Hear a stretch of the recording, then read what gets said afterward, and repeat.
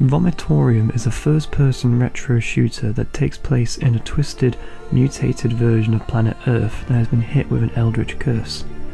You play as the Nephilim, a being created for the sole purpose of clearing the disease and bringing peace back to the land through any means necessary.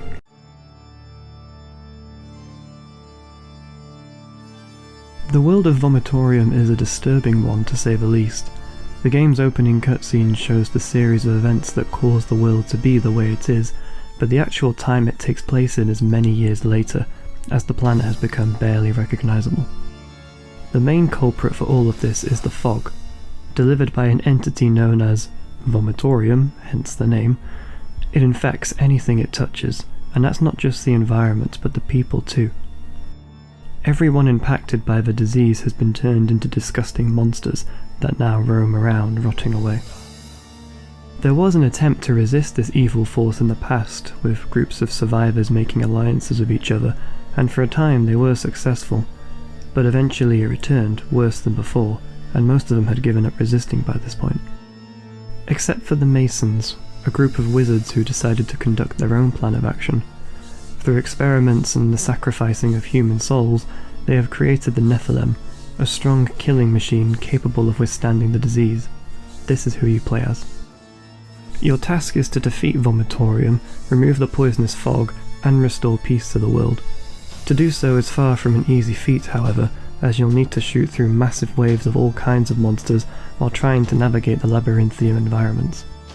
Those environments are probably what stand out the most when glancing at Vomitoreum for the first time. The game proclaims its art inspiration comes from the many paintings of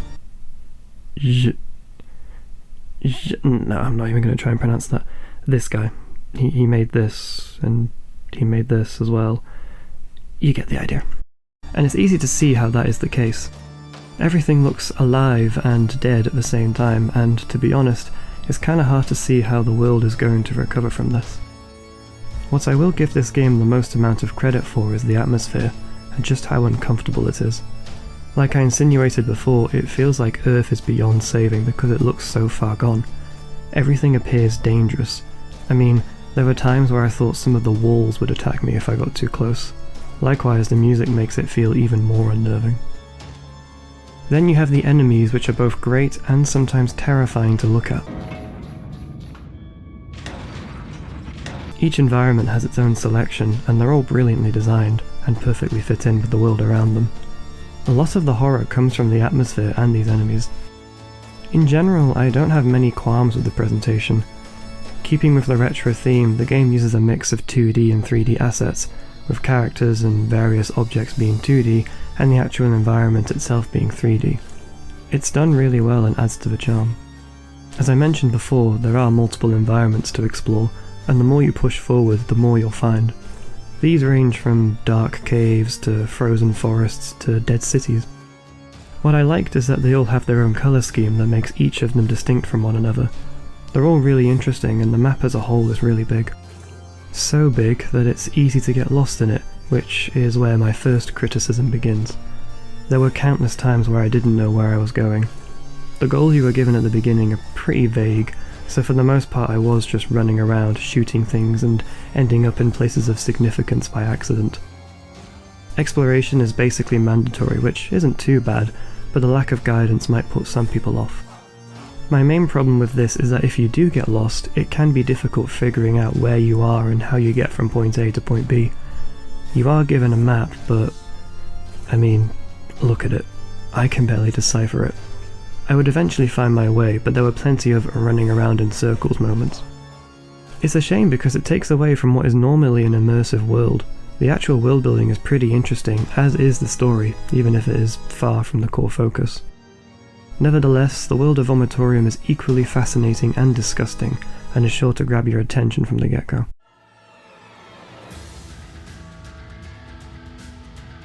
If you've played games such as the original Doom or Quake, or basically any retro shooter, then it won't take long to get to grips with this game. It's very similar in style and feel, and while it doesn't do much different, what is there makes for an entertaining and rewarding experience. At the beginning, you're very much a newbie with minimal gear and a moderate amount of sustainability. chances are you'll have a few close calls before you get the necessary gear to make yourself more powerful. This is where exploration comes in. It's not just a side activity, it's basically a must if you want to have a fighting chance later on in the game. Unless you want the challenge and the pain that comes with it. Even with upgraded gear, there's still a noticeable amount of challenge. Enemies can be varied in their skill set, with some being incredibly long range, and others that, when grouped together, can deal quite a lot of damage.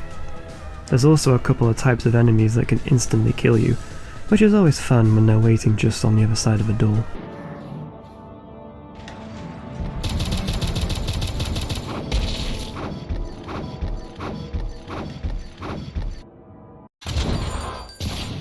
There's also plenty of boss fights, and these can be pretty tough as well, except for the odd few that pretty much are just run around in circles while spamming left click.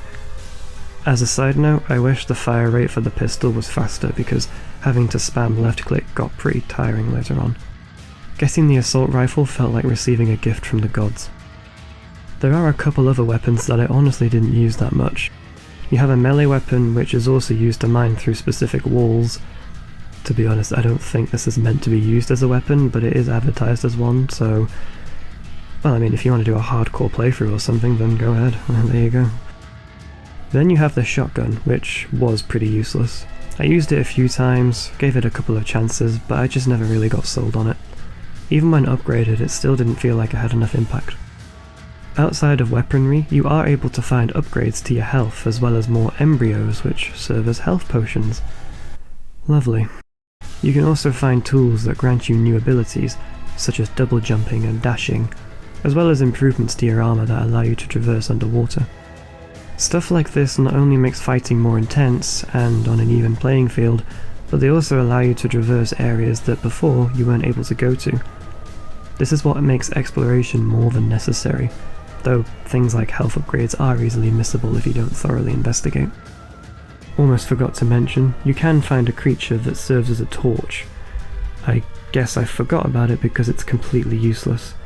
It usually falls behind or gets stuck on a wall. It's bugged beyond belief. In terms of technical difficulties, the only other issue I could spot pertains to the AI. Sometimes they clump together a bit too closely to the point where getting into a room can be quite convoluted. They also like to camp around the doors sometimes, which isn't fun. There are some areas that the AI can't chase you down, and once this happens, they're all gathered together in a way that breaks the immersion a little bit, but this wasn't a frequent occurrence. For the most part, the game as a whole was smooth and enjoyable from start to finish.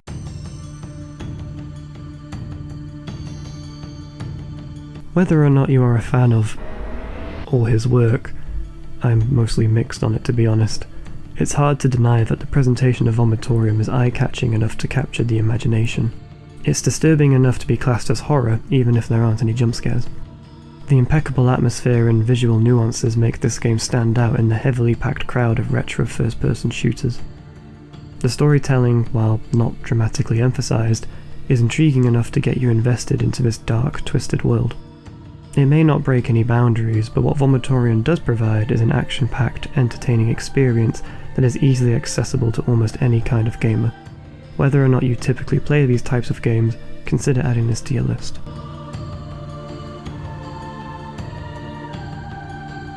Thank you for watching. If you enjoyed this video, then be sure to give it a thumbs up, and be sure to subscribe if you would like to see more reviews for indie games like this one. Let me know in the comments what games you'd like to see a review of next. Until then, see you next time. Bye.